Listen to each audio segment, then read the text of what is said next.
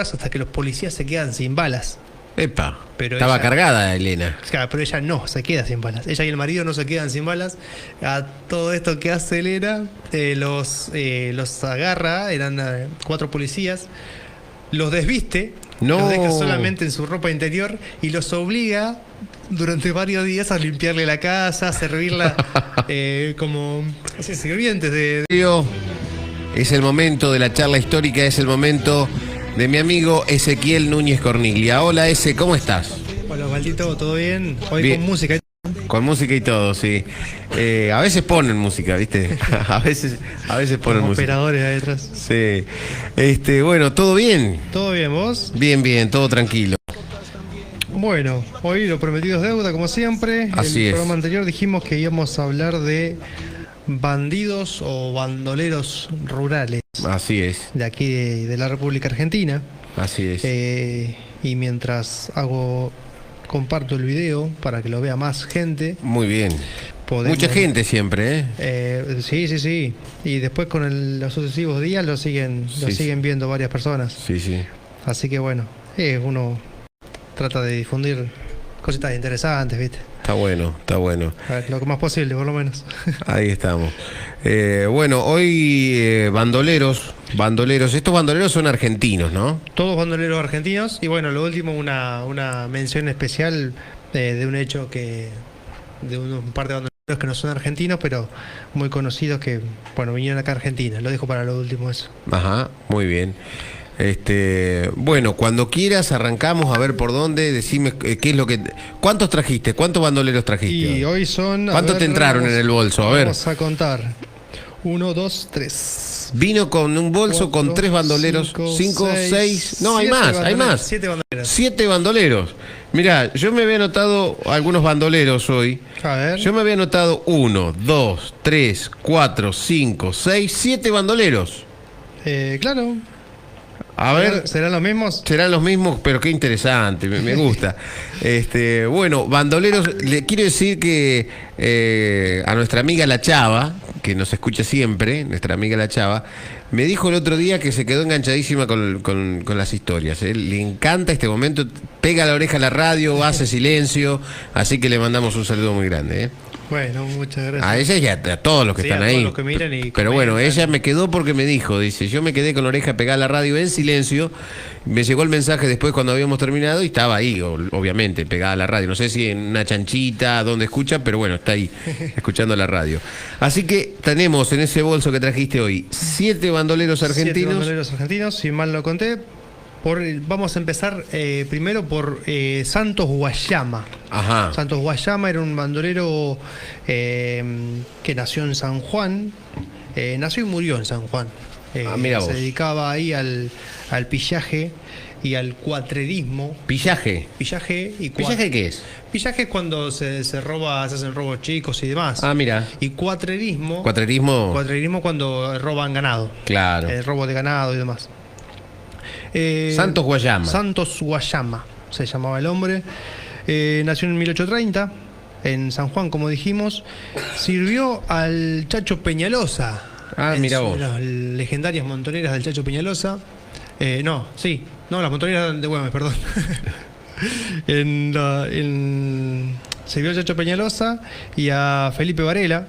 Y Mirá después vos. también fue caudillo de ahí, de todos esos lugares, de San Juan, La Rioja, todos esos lugares, durante las guerras civiles argentinas y durante el final de estas, porque ya ahí Mitre fue cuando empezó a barrer con todos los caudillos. Sí.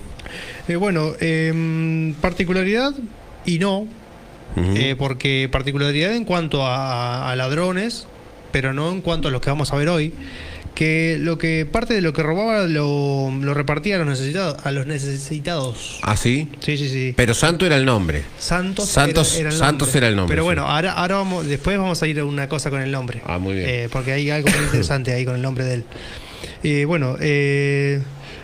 Tanto se lo buscaba por sus pillajes y su cuatrerismo, que llegó a publicar 9 veces en los diarios de ahí, de San Juan, que lo habían atrapado y que lo habían fusilado y que lo habían matado y volvía a aparecer. Mirá vos. O sea, era como que se equivocaban. Sí. Calculo, habían agarrado a otro. Tuvo una banda muy importante, llegó a liderar 100 bandidos. 100 personas. Era el líder de 100 bandidos. Claro, un pequeño ejército, te diría. Claro. Imagínate liderar 100 personas. Bueno, para esos tiempos también era, Sí, era interesante. Es interesante, 100 personas armadas y Sí, peligrosas al mando de una.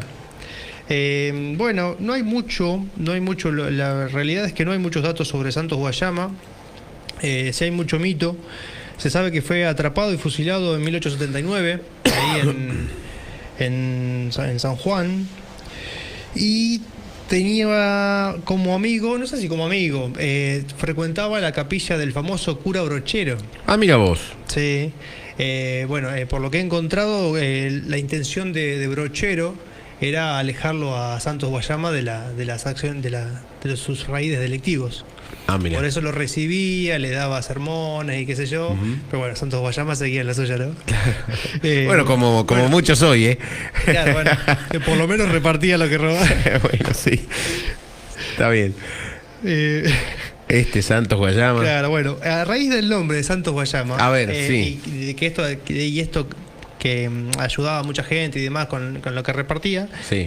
Después de su muerte, se le hizo como una especie de culto. De hecho, se lo empezó a llamar el Santo Guayama. Ah, mira vos. Obviamente no es reconocido por la iglesia, es como esos santos populares, ¿viste? Claro, sí, como el Gauchito Gil. Claro, suponete. Sí. No es reconocido por la iglesia, pero todos lo tienen. Lo santifican, sí. Claro, O una especie de Gilda. santificación. Sí. Popular. Popular. Extraoficial. Sí, claro. sí. Regional, muy regional, es ahí de la zona de él, que se lo venera y demás. ¿Qué tiene? ¿Tiene algún monolito? Sí, alguna sí, cosa? hay capillitas y todo, le dejan cosas. Tiene estilo de Gauchito Gil. Ah, sí, Sí, mira sí, sí. vos. De hecho, vi varias fotos de capillitas y eso, incluso el color rojo también. Ah, mira.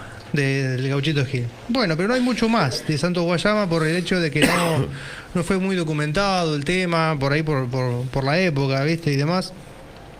Así que es todo lo que pude recabar sobre él.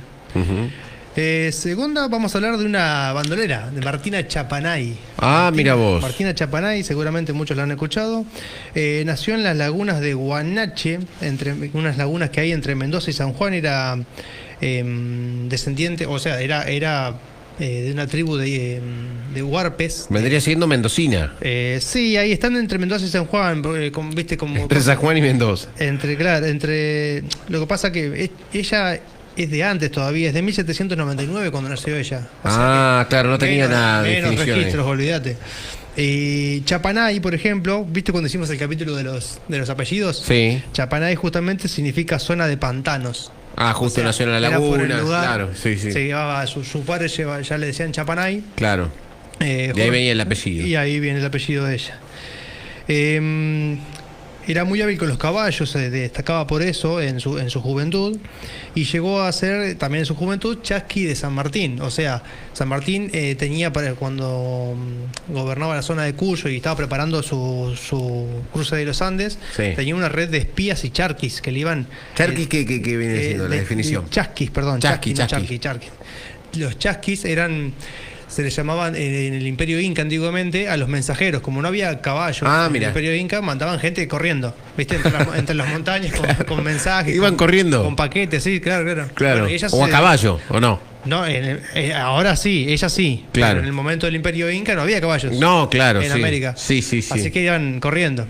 Ella, bueno, seguramente lo hacía a caballo, no creo que iría corriendo. Claro. Siendo que aparte era muy hábil con los caballos. Bueno, mensajera y encomendera del ejército de San Martín, siendo muy joven ella, no es que ahí consiguió alguna fama o eso, es como dato de color. Ella se va de su casa y de muy joven y integra una banda que después de unos años se empieza a llevar mal con el jefe de la banda y en un altercado lo termina matando. Él convirtiéndose ella en la jefa de la banda. También una banda muy importante, se dice, por lo que se sabe, de entre 50 personas y demás. Claro. En 1820 se une a Facundo Quiroga, aquel del hombre tigre del primer capítulo, del primer programa que hicimos, y luego al Chacho Peñalosa también. Mira, también está Peñalosa metido ahí. También está Peñalosa, sabe que recababa a Peñalosa el Chacho a todos los que sabían blandir un arma. el Chacho los recababa y los juntaba para su ejército. Más tarde se retiró de su actividad.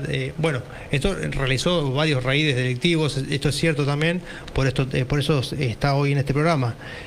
Asaltaba también, más que nada en esa época se dedicaban a eso, los bandoleros, cuadrerismo, pillaje a almacenes, viste que antiguamente estaban esos almacenes de Ramos Generales, esas cosas. Claro, sí, sí.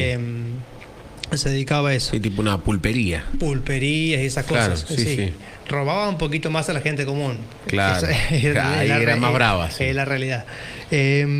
Bueno, y se terminó cuando derrotan al Chacho Peñalosa y demás.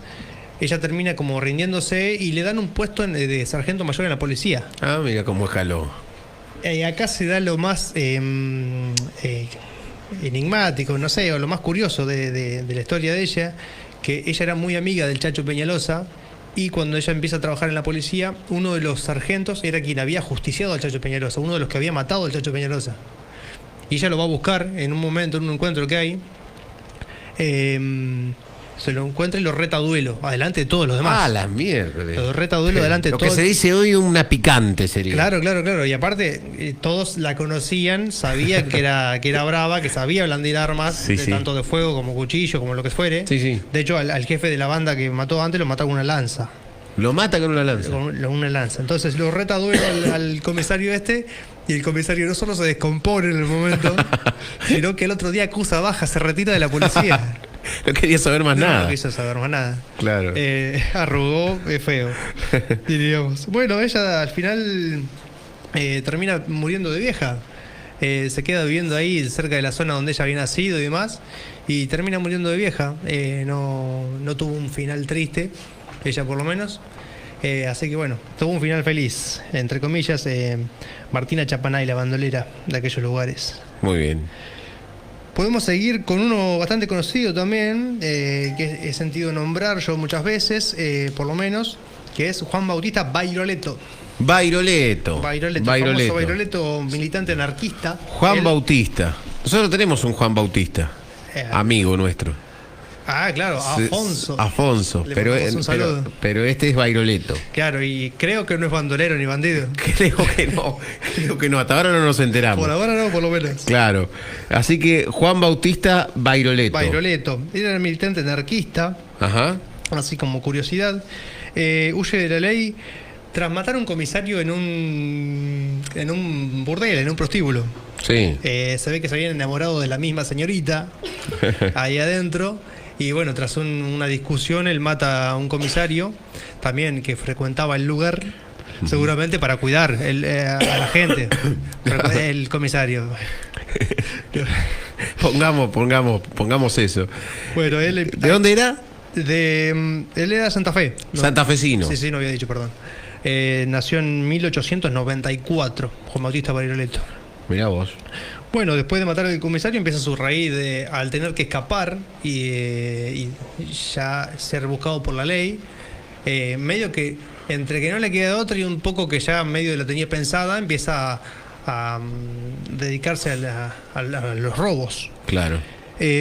Robaba también para los pobres. En su zona se lo llamaba como Robin Hood, entre la gente que conocía la historia de Robin Hood, obviamente. Sí. Y posteriormente se hizo la fama, después de su muerte y demás, de Robin Hood, porque hacía lo mismo que ya habíamos comentado de Santos Guayama. Robaba y le daba a la gente que sabía que estaba en situación difícil, él les dejaba alimentos, dinero y demás. La vida de Juan Bairoleto es bastante corta, muere a los 47 años. Y por una traición, lo delata uno de sus compañeros, lleva a la policía a un rancho donde él se escondía, donde lo matan después de un tiroteo a Bairoleto. Bairoleto también, ahora vamos más adelante, tiene un cruce, una especie de, como se dice hoy, crossover con otro de los bandidos que vamos a ver más adelante, y va a ser el último que veamos, que planean un golpe juntos.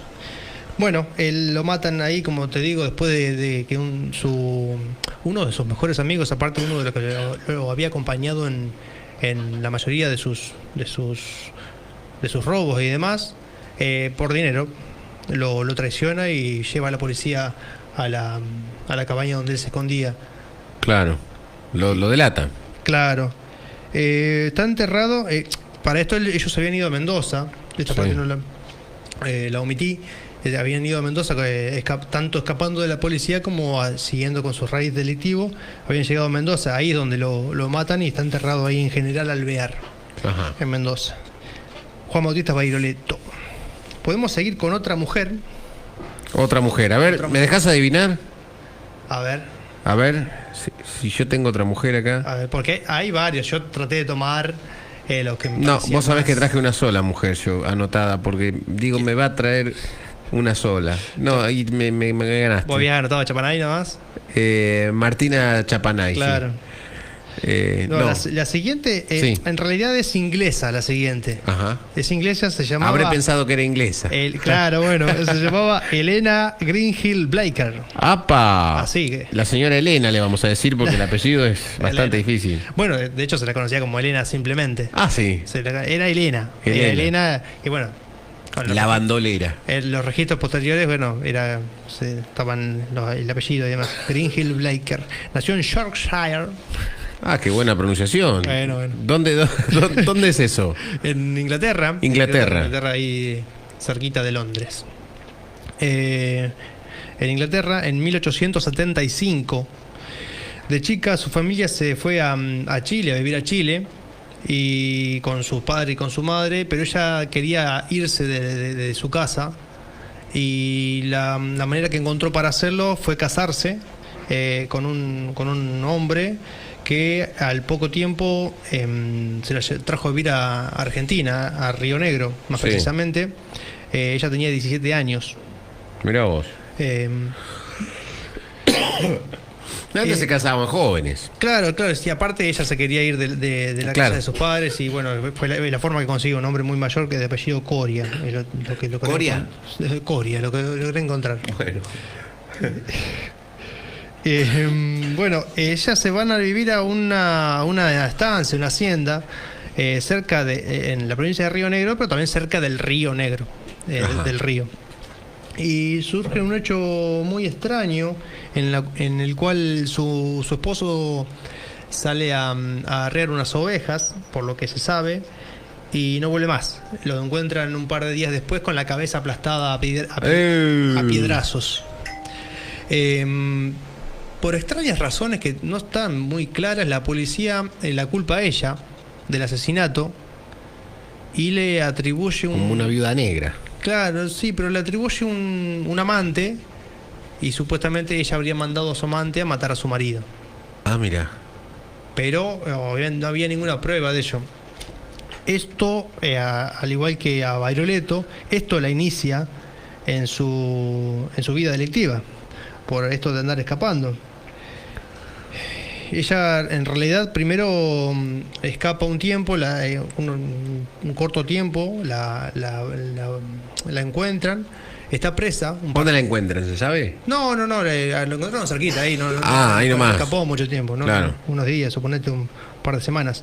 Está presa un tiempo, entre 5 y 7 años, según pude encontrar, y sale libre. Se casa con el abogado que la había defendido. Ah, mirá, qué lindo. Habían conseguido un abogado que en realidad era un estudiante de abogacía. Jovencito. Claro, que tratando de defenderla se enamoró de ella también. Como suele suceder. Claro. Y bueno, resulta que al abogado lo transformó en lo contrario, porque lo transformó en ladrón. No me digas. El abogado pasó de defenderla, de defender la ley, a romper la ley. A romper la ley. Claro, sí. Empezaron a robar juntos con él, y a él tener conocimiento de cosas, temas legales. Ah, eso es más extraordinario. Claro, bueno, pero fíjate lo que hacían. Iban, suponete, a tal hacienda, le robaban el ganado, suponete, hacían cuatrarismo, robaban el ganado, pero él, a punta de pistola, les hacía firmar a los dueños del ganado como que se los había vendido. les hacía firmar el boleto de compraventa, o no sé qué sería en ese momento. Sí, sí, sí. Como que se Se lo cedió o lo vendió, yo qué sé. Sí. Por X cantidad de dinero. Sí, sí. Entonces estaba la firma de que como que se lo habían vendido, en realidad se habían robado. Claro, el hombre que conocía la ley. Armado, claro. Claro. Porque el tipo era abogado. Astutos. Tremendo, ladrones, astutos ladrones. Bueno, por una denuncia de una persona muy importante, la que habían, a un estanciero muy importante que habían robado de esta manera, la policía va a detenerla a su finca y se produce un tiroteo que dura un par de horas hasta que los policías se quedan sin balas. Epa, Pero estaba ella- cargada Elena. Claro, pero ella no se queda sin balas. Ella y el marido no se quedan sin balas. A todo esto que hace Elena, los agarra, eran 4 policías, los desviste, No. los deja solamente en su ropa interior y los obliga durante varios días a limpiarle la casa, a servirla como así, sirvientes de bar Sí, sí. a los policías. A punta de pistola, lógicamente. Qué tremendo, ¿eh? Sí, la verdad que... Y bueno, para devolverle salvos y salvos a los policías, obliga al comisario local a reconocerle todas las propiedades que ellos sabían que habían robado. Entonces, para no medio que limpiarse de culpa y cargo por todo lo que habían hecho. Claro. El comisario se lo Se lo vio obligado reconoce. a reconocerlo. Claro, no le queda otra. Claro, en ese momento se ve que tenían un poder legal importante los comisarios. El comisario de tal lado, viste que Claro. calcula que en la Patagonia, en ese momento eran tierras que nada, alejadas de todo. Eran casi dueños de los... El comisario era como el intendente. Claro, sí, sí. Bueno, después de un tiempo, su segundo marido, este de abogado, muere y forma pareja con un tercero. Apa. Y yendo de viaje, supuestamente habían emprendido un viaje hacia Chile. No se sabe los motivos, por qué, si era por viaje de negocios o viaje de placer, supongamos, o Sí. para robar. Los emboscan 2 policías vestidos de civil y la matan a ella. La matan a ella, en este caso, porque ella se queda sin balas. Porque Mirá era una vos. muy hábil tiradora. Todos la reconocían por su habilidad Claro. con la pistola. Pero Si no, Elena hubiera seguido saltando claro, en una claro. pata. Si no, en esto, acá pasó al contrario que anteriormente. Ella se queda sin balas y bueno, la terminan matando. Claro. A su marido lo terminan ¿cómo se dice? Apresando. Claro. Bueno, este es el fin de esta señora, de Elena, de Helen Greenhill Blaker. Está enterrada en el cementerio británico. En un momento la enterraron ahí nomás. Y años después su hermana rescató su cuerpo pues, con las autoridades y demás. Y la enterraron en el cementerio británico de Buenos Aires. Está enterrada ahí hoy día. Después podemos hablar de también uno bastante interesante que es Isidro Velázquez. Ajá. Este tal Isidro Velázquez nació en Corrientes en 1928. Era ¿28? 1928. 1928. Sí, sí, sí. Muy, muy, muy cercano. Cercano. Creo Hoy- que es hoy- el más cercano. Sí. Hoy el más- tendría 96 años. El más cercano. Oye, sí, sí. Mirá vos, Es Isidro el más Velázquez. cercano de todos, de los que traje hoy. Claro, por eso te volví a preguntar. Porque... Sí, 1928. Mirá. Era uno de 22 hermanos. ¿Dónde me dijiste que había nacido? Corrientes, Ajá. Corrientes. Era uno de 22 hermanos. 22, hermanos. Eran mirá. 22 hermanos. Que no había televisión. Qué eso. bárbaro, sí. Ya había Bueno, televisión. de ahí había para acá, radio. de ahí para acá el otro que tuvo muchos hijos es qué sé yo, Antonio Ríos, se me ocurre, pero después no escuché muchos, ¿eh? Pensé que iba a decir otra cosa. No. Perdón. No. Así que era uno de los 22. Claro, era uno de 22 hermanos. No especifica en qué Claro. orden estaban, pero bueno. Claro, ya era mucho. Este tal Isidro Velázquez ya desde chico se empezó a dedicar a Siglo XX. diferencia de los otros, se empezó a dedicar al tema de... Era más asaltante y secuestrador Isidro Velázquez. Apa. Se dedicaba más a eso, no tanto al pillaje y al cuatrerismo, sino que asaltaba y secuestraba. Era más bravo que los otros. Sí, yo prefiero los otros. Sí, no. En realidad no prefiero ninguno, pero Además asaltaba a lo que se le cruzaba. claro, un loco. Asaltaba a lo que se le cruzaba y secuestraba a toda gente de mucho dinero, obviamente. Claro. Su primer asalto fue, particularidad, a un bar chino. Ajá, A mira. un bar chino de la época. Yo eso Me llamó la atención. Bar chino no habría demasiados. No tampoco. habría demasiados. Porque chinos tampoco habría muchos. De hecho, hasta el nombre tengo del dueño del bar, se llamaba Choupin. Choupin, mirá. Era Chupín. Chupín. El Chupín. El chino Chupín lo saltó. El amigo Chupín. Lo saltó Isidro Velázquez en 1962. Sí. Y bueno, el antepasado sería de todos los que hoy asaltan supermercados chinos. Claro, me quedo pensando por la fecha, ¿no? Sí, 1962. Hace nada. Hace poquito. Hace nada, sí, mientras yo lo estaba armando O sea, lo que es la historia, ¿no? Claro. Hace 50 años, pero... Bueno, sí, más.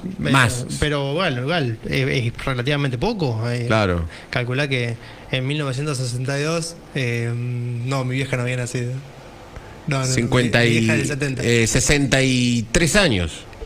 Claro, 63 años. Hace 63 años. De aquel momento, bueno, pero era un asaltante, a ver. Claro. Hoy en día hay bueno, sí, siempre hubo. Si alguno se hace famoso, dentro de 60 años vamos a ver la historia. No voy a estar yo contándolo, pero va a haber otro contando la historia de...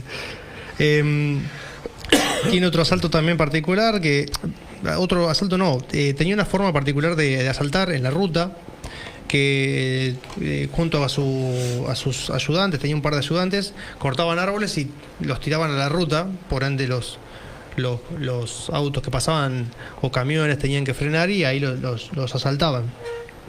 También en un momento asalta un bar y ya venía medio bebido. ¡Apa! Y asalta el bar y lo que hace es salir a la calle y ofrecerle tragos gratis a la gente. Bueno, ahí se armó, después de los tragos se armó la balacera, obviamente, ¿no? Claro. Entre él y su ayudante y la policía, que dice que la policía llegó por los tragos, pero bueno, vieron que era el ladrón el que estaba repartiendo. Hay un anciano que los ayuda a escapar de un momento que ellos lo habían acorralado a la policía en los montes.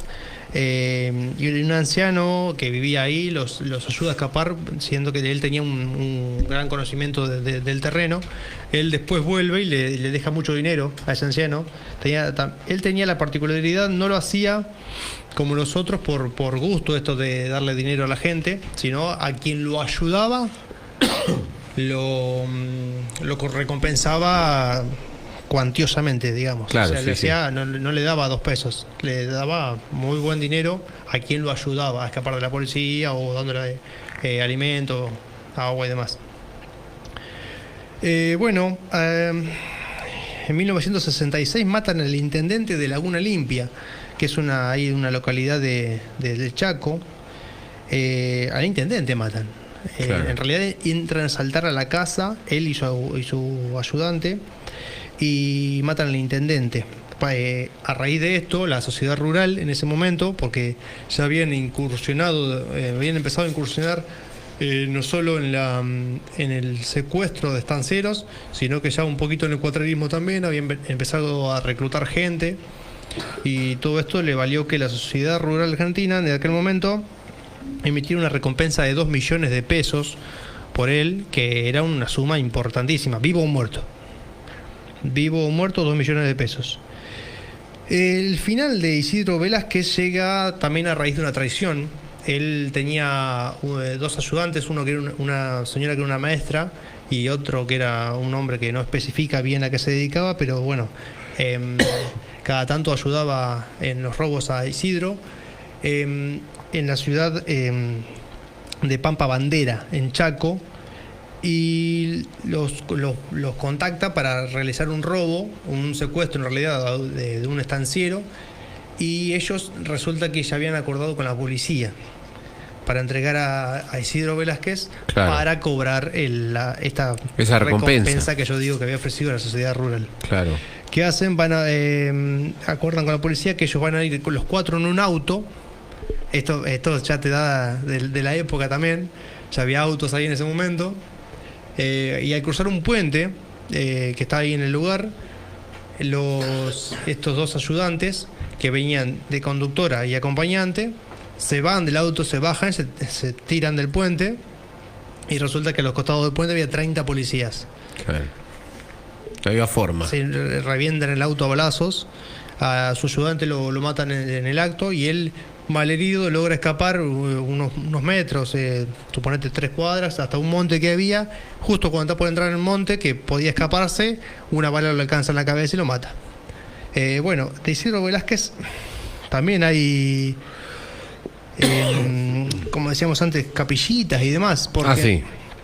¿qué pasó? En Corrientes. Claro, toda la gente que ayudaba, porque lo había ayudado a él, empezó a rastrear dónde lo habían enterrado, porque lo entierran ahí nomás y queda ahí nomás al lado de una planta. Claro. Entonces la policía saca la planta para que no le quede referencia, pero alguien fue y puso una piedra, sabiendo que estaba ahí. Claro. Entonces seguía yendo la gente. Entonces sacaron la piedra, limpiaron todo el lugar, hicieron un movimiento bárbaro y ya hoy en día, en medio que no se sabe dónde está bien enterrado. Y sí, Había bastantes ventas te entregaban, digo, porque a Isidro Velázquez lo entregaron y acá me contaste uno antes, ¿quién era? ¿Bairoleto? O a la señora esta Martina.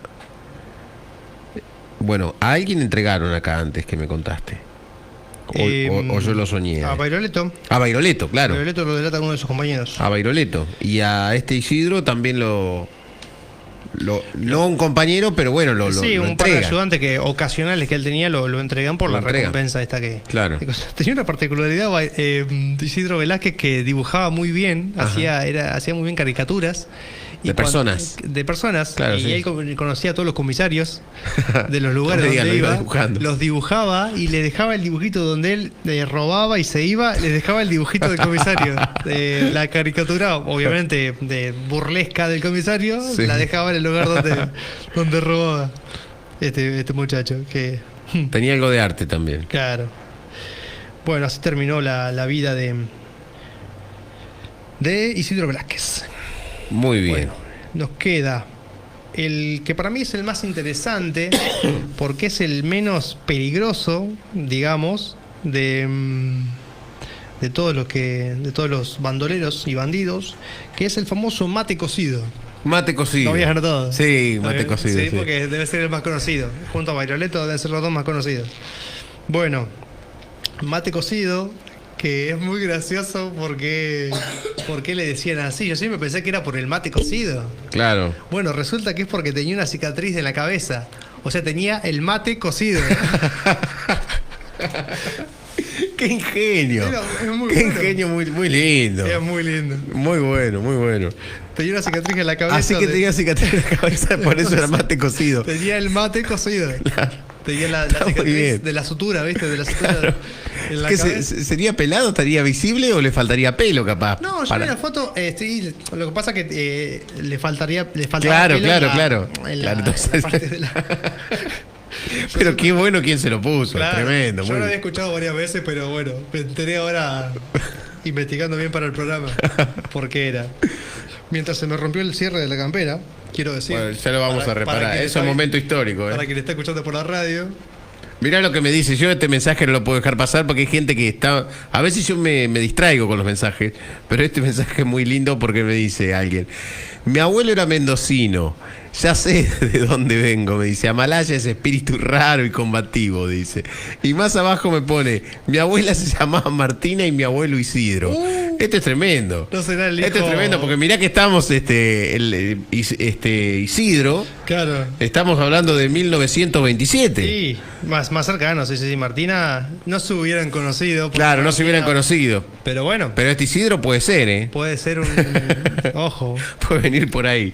Bueno, estábamos el mate cocido, que tenía el mate cocido. Que tenía el mate cocido, justamente. Mate cocido. Era un gran estratega, mate cocido. Planeaba con anticipación todos los golpes que iba a dar. Sí. Más que nada para no dejar heridos y ni tener enfrentamientos con la policía. Él solo quería robar y solo robaba a gente muy rica y a empresas muy grandes. Ah, mira. Es famoso por los robos que hizo a Bunheiborn, Dreyfus y la famosa Forestal. La Forestal que vamos a hacer un programa hablando de la Forestal. Una empresa que taló para darte un adelanto Hoy Santiago del Estero es semidesértico gracias a la forestal. Claro. Se llevaron todo el quebracho colorado y demás. Tremendo eso que hicieron. Bueno, vamos a hacer un programa de la forestal porque tiene un montón de ribetes para contar. Él robaba, por ejemplo, con un Gebón, Dreyfus, la forestal, solamente a hacendados muy grandes, robaba y secuestraba, pero todo sin planeándolos, como digo, para que no haya de heridos, en la medida de lo posible, lógicamente, ¿no? Claro. Y enfrentamientos con la policía. ¿Estás bien? No, sí, estaba tosiendo, no. Después de los robos, él lo que hacía era escribir artículos en los diarios de los lugares, justificándose de por qué había robado. En la mayoría explicaba de cómo estas empresas, explicaba y detallaba cómo estas empresas o estas personas a las que él robaba, ya le habían robado al pueblo chaqueño. Qué bárbaro. Cosa que no conté, que nació en Tucumán en 1897, pero la mayoría de sus acciones las llevó a cabo en Chaco. Entonces él justificaba sus accionarios delictivos en el diario a base de artículos diciendo esto, que estas empresas y estas personas ya habían robado al pueblo chaqueño, entonces él lo que hacía era robarle y también distribuirlo entre personas necesitadas.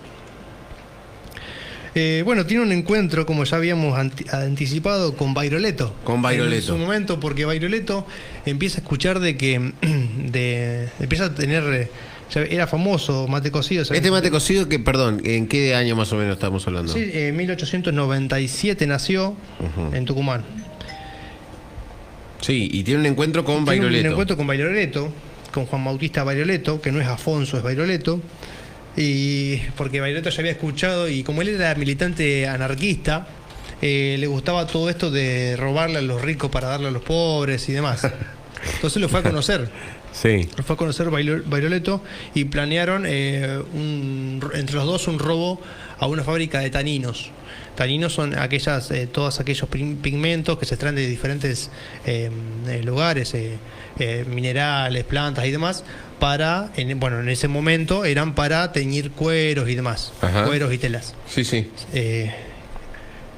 Era una empresa muy lucrativa en ese momento y la que estaba ahí en el lugar donde vivía Mate Cocido, la planean robar, pero al final Mate Cocido termina desistiendo del plan porque podían ser muy fuertes las consecuencias que podía llegar a las que podía llevar el robo ese. Y Bairoleto, como no le importaba nada, fue y le hizo solo. Se mandó igual. Sí, mató un par de personas, armó un lío bárbaro. Y se tuvo que escapar otra vez se escapó para el lado de Buenos Aires, se escapó. En ese momento, Bairoleto. Esto no lo conté en lo de Bairoleto para enlazarlo sí, con claro. lo de Mate Cocido. En su momento decidió ir a Buenos Aires con su banda, tenía una bandita también como todos estos muchachos, tenía una bandita y decidieron ir a Buenos Aires a secuestrar un hacendado. ¿Qué hicieron? Lo secuestran demás y piden que el rescate lo entreguen en Chaco. ¿Un hacendado qué es? Un estanciero de ahí de Buenos Aires, de acá de Buenos Aires, muy grande, y piden 500.000 pesos moneda nacional. Ajá. Que el valor es, para la época, no sabría decírtelo hoy ni en dólares ni en pesos, pero era altísimo. Uh-huh. El rescate que pidieron, y piden que lo entreguen en Chaco y lo dejen en la estación me anoté porque tenía un nombre medio, Villa Bertet, en la estación de Villa Bertet en Chaco. Resulta que la policía no, ahí fue una falla, más de Mate Cocido, que planeaba tanto sus golpes, ahí falló, porque era obvio que la policía, y quien iba a dejar el rescate, iba a ir acompañado de la policía. Claro. Hasta la otra punta del país. Es lo primero que uno tiene que pensar, claro. Si es. Resulta que lo emboscan, y en el tiroteo, a él y a su banda, y en el tiroteo acá ocurre lo más misterioso de la vida de Mate Cocido, que justamente lo más misterioso de su vida es su muerte. Su supuesta muerte. ¿Sí? Su supuesta muerte.